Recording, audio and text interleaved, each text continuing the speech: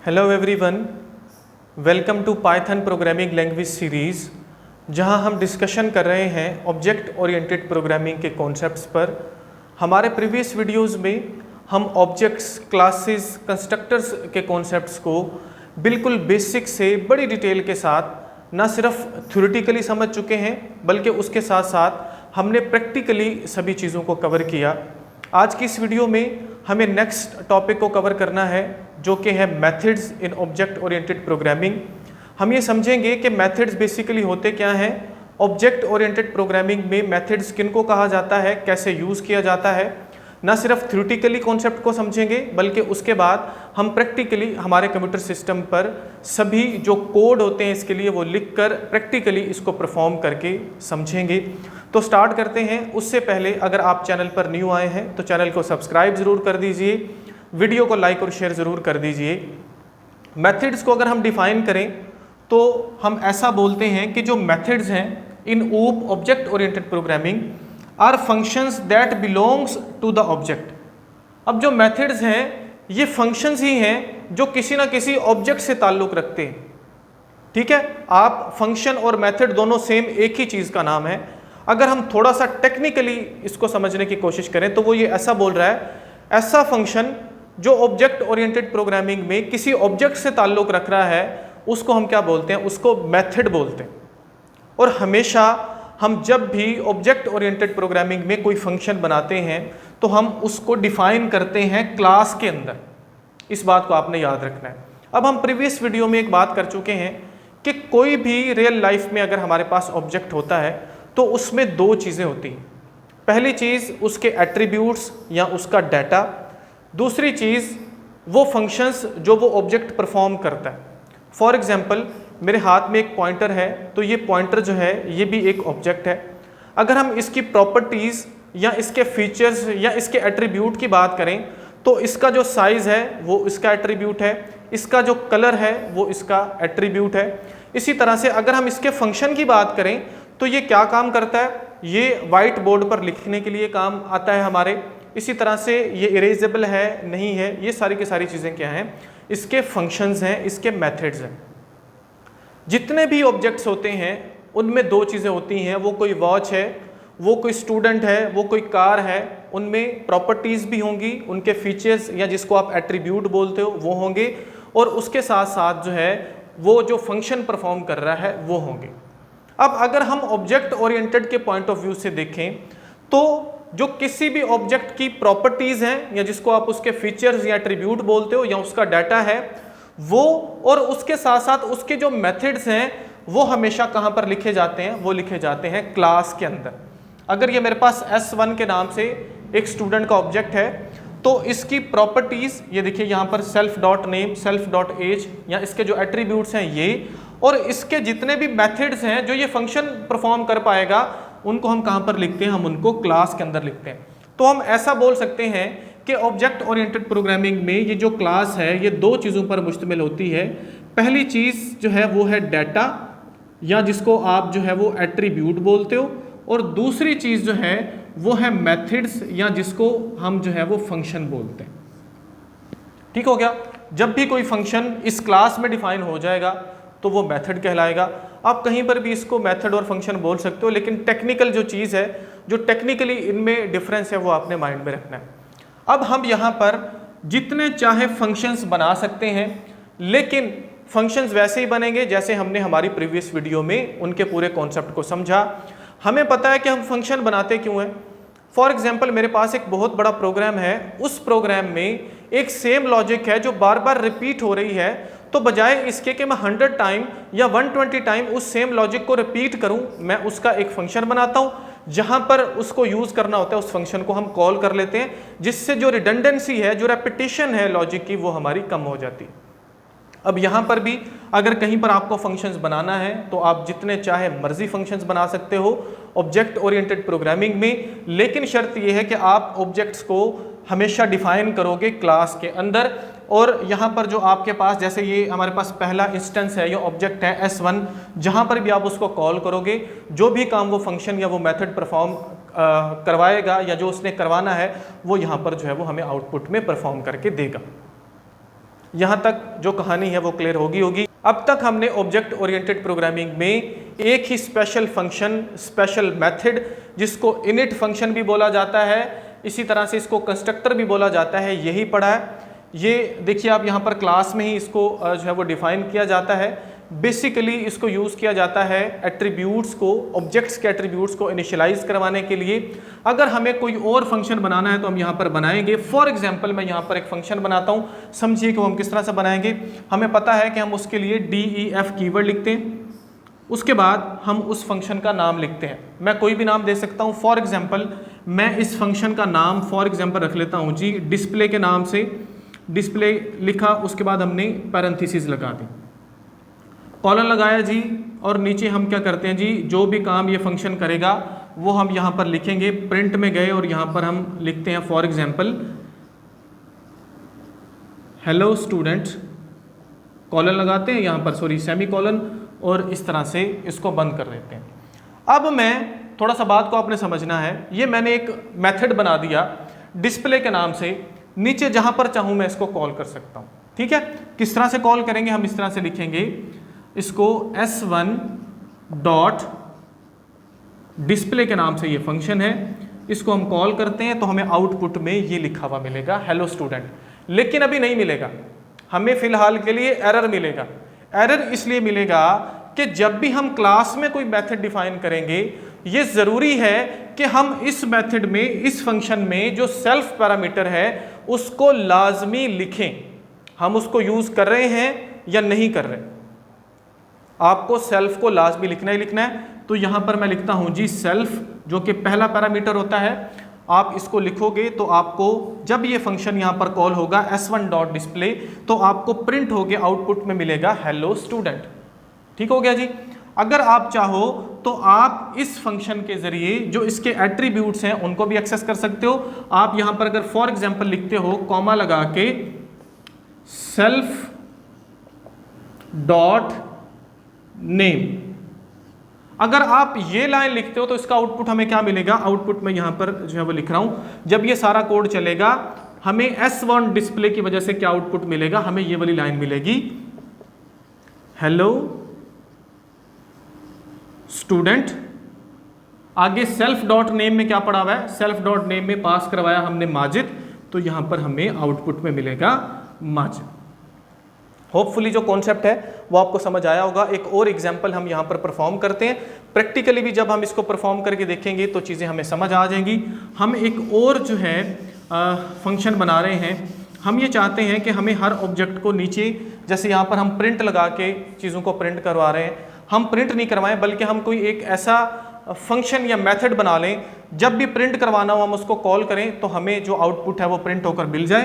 तो उसके लिए हम क्या करते हैं जी, एक मेथड बनाने जा रहे हैं। इसको थोड़ा सा आपने समझना है।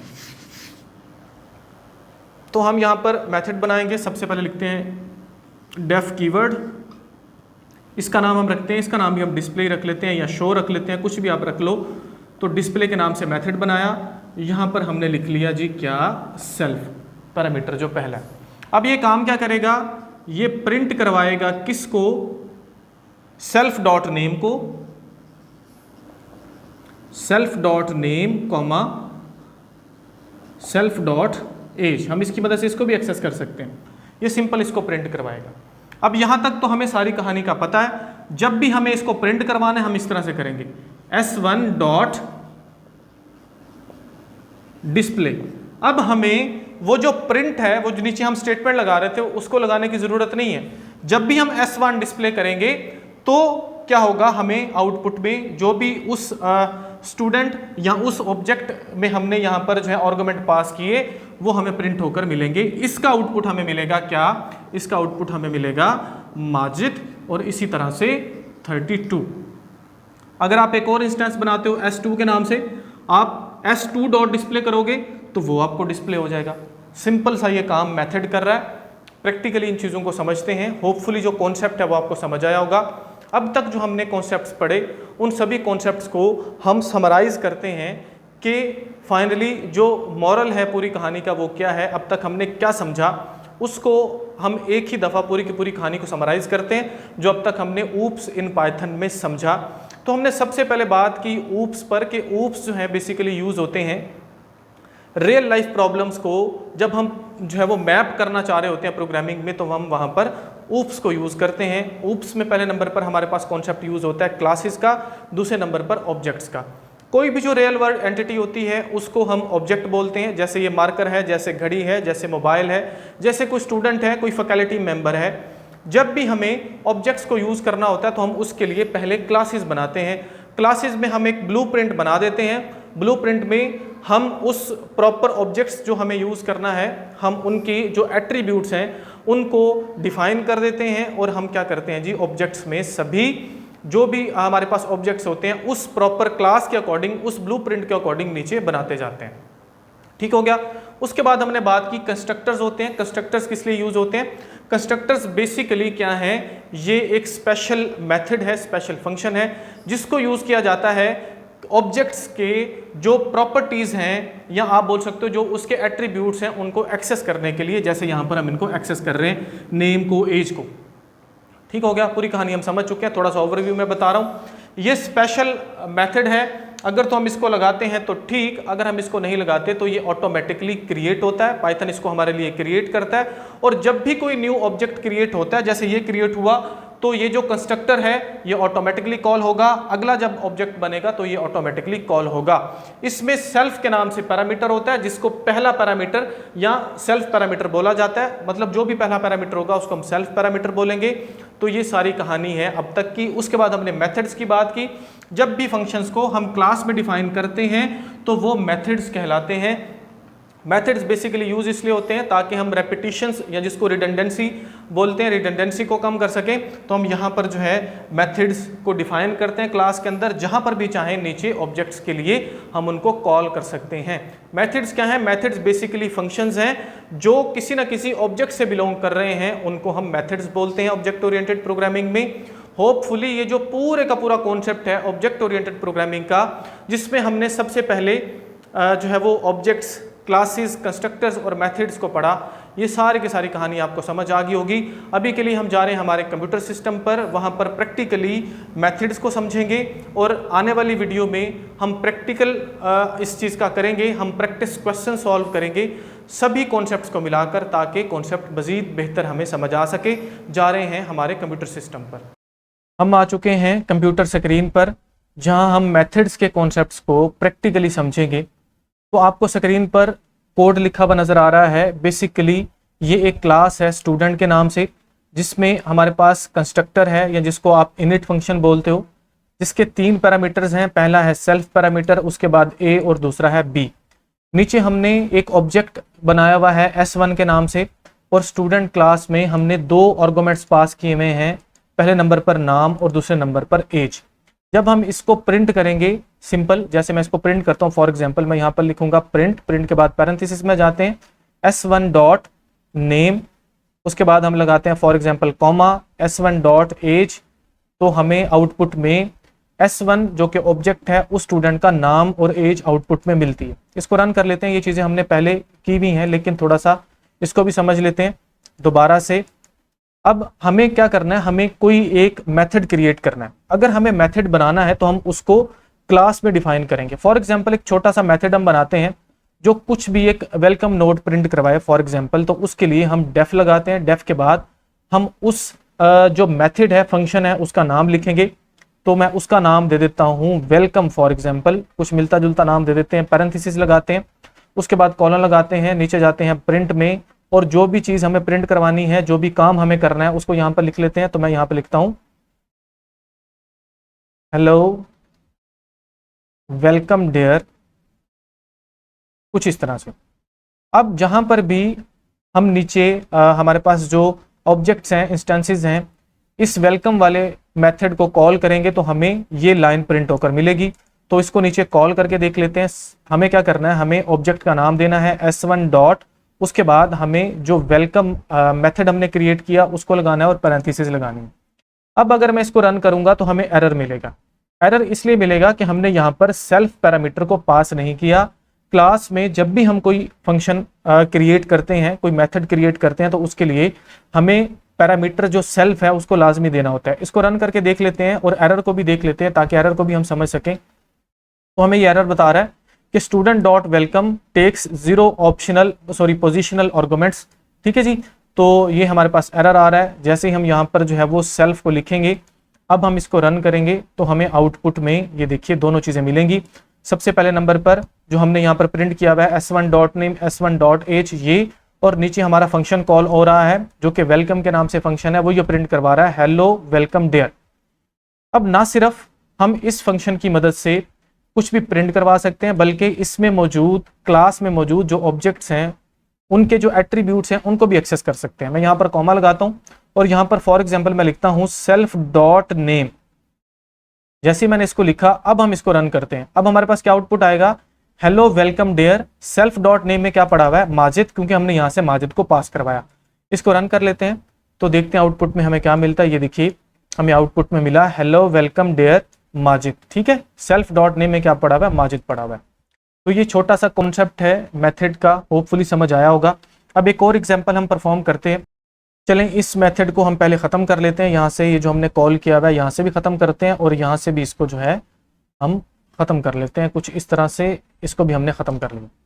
अब मैं ये चाहता हूँ कि ये जो मैं प्रिंट करवा रहा हूँ यहाँ पर नीचे, हर ऑब्जेक्ट के लिए मैं प्रिंट मेथड को यूज़ करता हूँ।